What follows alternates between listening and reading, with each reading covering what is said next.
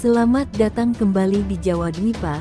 Sebelum lanjut nonton video ini, jika Anda suka dengan album channel, silahkan Anda support kami dengan cara subscribe dan klik tanda loncengnya. Semoga informasi yang kami sajikan bisa bermanfaat untuk kita semua. Selamat menonton.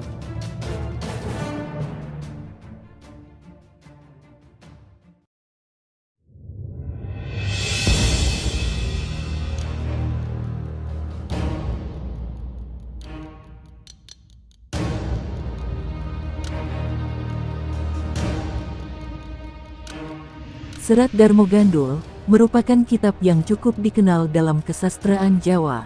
Tidak sedikit yang menggunakannya sebagai bahan studi sejarah terutama terkait keruntuhan Majapahit. Serat Darmo Gandul merupakan serat yang berisi cerita tentang dialog antara tokoh-tokoh pada zaman dulu kala di Nusantara. Dalam serat ini pula didapatkan cerita berubahnya keyakinan Prabu Brawijaya dari agama Budi beralih ke agama Islam. Akan tetapi karena Serat Darmo Gandul dinilai banyak pihak sebagai naskah yang bermuatan penghinaan terhadap Islam, maka serat tersebut dilarang beredar. Lalu cerita apa yang membuat umat Islam begitu marah dengan Serat Darmo Gandul? Dalam Serat Darmo Gandul diceritakan Sabdopalon Nayagenggong adalah pandita dan penasehat Brawijaya V, penguasa kuat terakhir yang beragama Budi dari kerajaan Majapahit di Jawa bagian mitologi Jawa. Keberadaan Sabdapalon dipercaya mau rekso kekuasaan di Jawa. Sabdapalon diyakini merupakan penjelmaan derivatif Eyang Ismaya atau Semar yang memiliki kewajiban menjadi pamong semua penguasa dan manusia di Nusantara.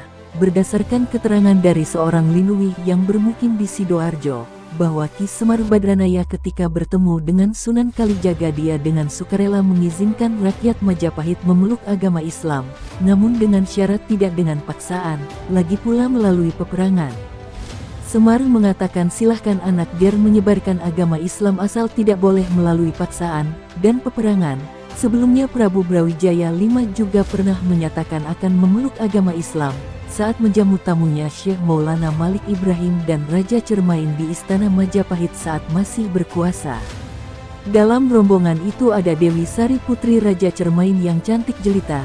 Mendengar penjelasan para tamunya, Brawijaya pun bersedia menjadi mualaf asalkan bisa menikahi Dewi Sari yang berwajah cantik dan elok.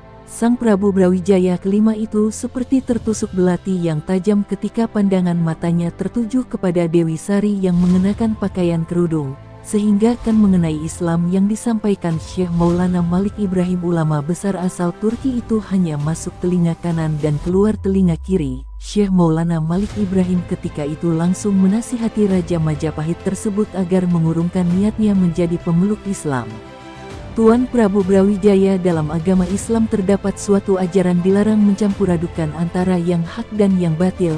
Kami justru merasa kasihan dengan Prabu jika dalam memeluk Islam merasa terpaksa lantaran berkeinginan dapat mengawini Dewi Sari.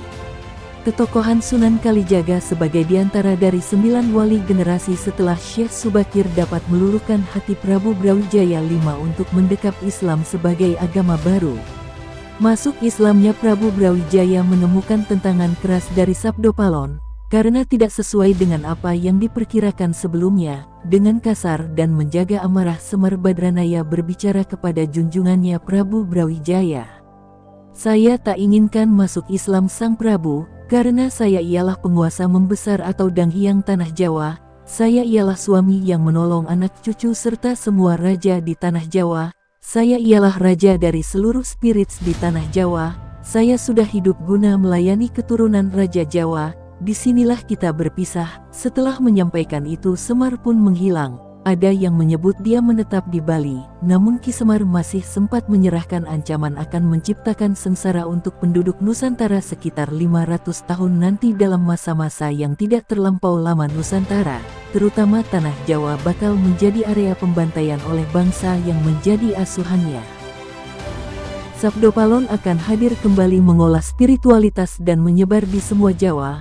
Mereka yang menampik akan mati. Mereka bakal menjadi makanan untuk setan. Sabdopalon tidak bakal puas hingga mereka seluruh hancur. Tergolong kekayaan alam Nusantara. Penderitaan rakyat Nusantara tidak bakal pernah terhenti hingga saat Gunung Merapi meletus lava dan abu jatuh ke barat daya, dengan bau yang mengerikan.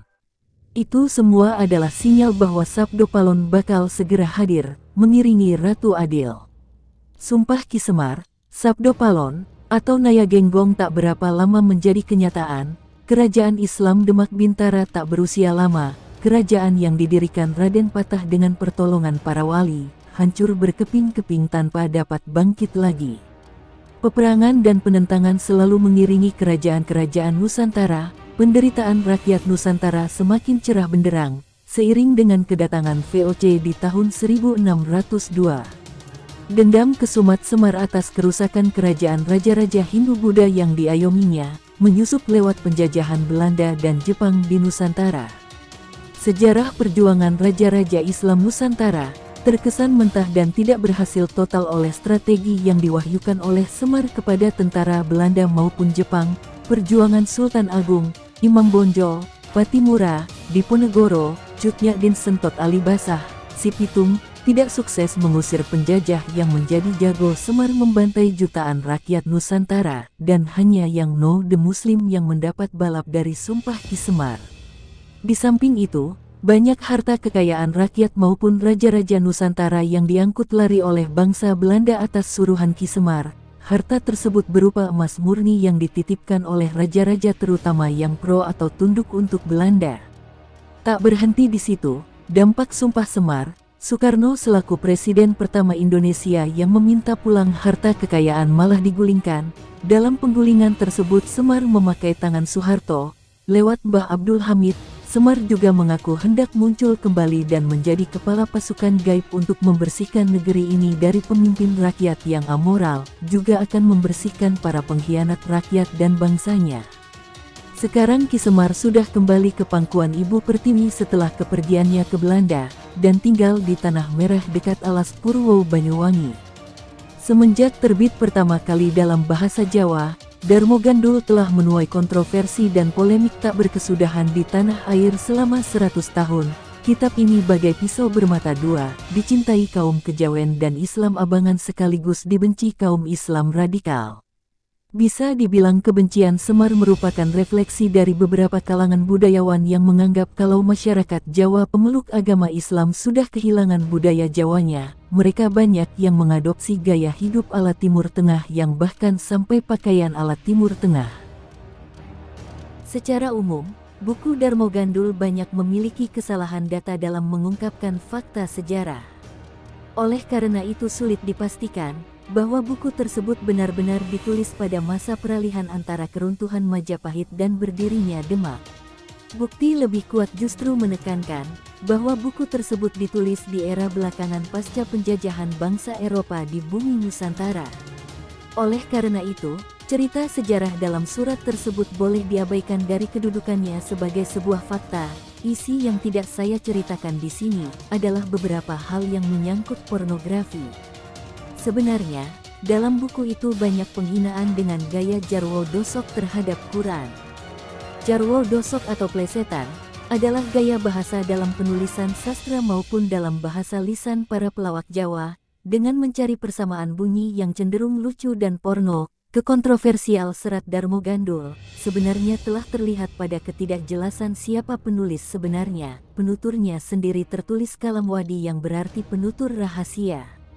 Timbul kecurigaan bahwa naskah ini ditulis oleh Raden Ngabehi Ronggowarsito, namun klaim ini diragukan, sebab Ronggowarsito senantiasa mencantumkan sandiasma kalimat-kalimat yang menyiratkan namanya dalam setiap karya-karyanya.